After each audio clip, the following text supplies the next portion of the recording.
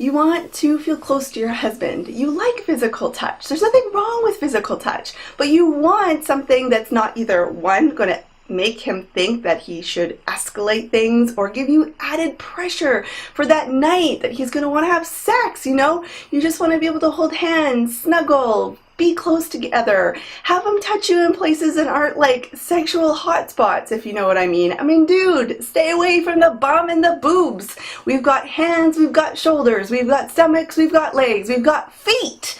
Wouldn't a foot massage be really nice?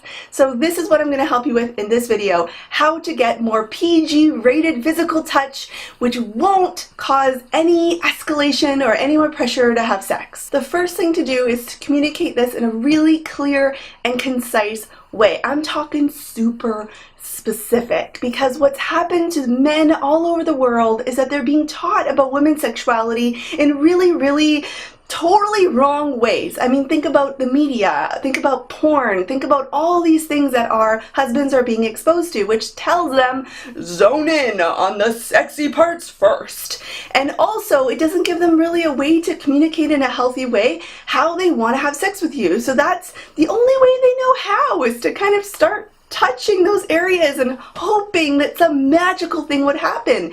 But the opposite is happening, isn't it? Instead of wanting to run towards them, you're like, nobody, and you want to get out of there. So please tell them this. Say, you want to feel close to me, right? He'll be like, yeah. And I'll say, you say, I want to feel close to you. And then say, hey, let's work on this together. Make him excited about the prospect of doing this together as a team, because that will help not criticize him. And if you're criticizing him, then I tell you, he will shut down immediately. If there is ever an opportunity to like put the locks up on his door and like make him freak out, is to suggest that he might be a failure, because men want you to be happy. That's right. That's the secret about your husband. He really wants to make you happy.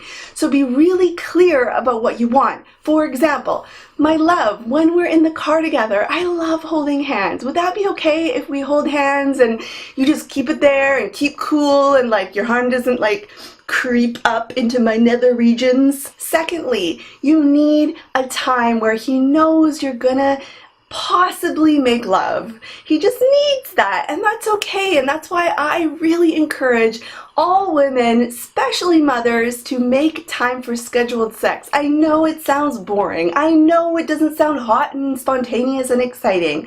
But if sex is a challenge for you guys, if you're fighting about it, if you're finding like he's really gropey and feely and you never really feel like you have a break, give him a clear way to chill out. And the way he can chill out is by knowing when you guys are going to connect in a physical way. I always recommend that when you do scheduled sex, it's always not goal-oriented, because you might stressing out about it. You might thinking like, Friday night's coming, oh my gosh, I'm not feeling in the mood, am I going to feel in the mood, la la la, and all that pressure to feel pleasure is going to make you crazy. So I would say, man, like goals out of the freaking window. We don't need that. You can have wonderful sex without orgasm. You can have wonderful sex even without genital touching.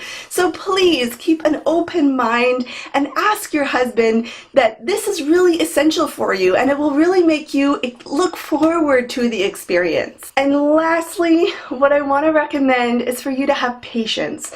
I know it's really frustrating when you tell your husband again and again, I don't like it when you grab my boob. I don't like it when you grab my boob, over and over again. And it can feel really violating. So what I really want to recommend, what I really want to encourage you to do is don't give up.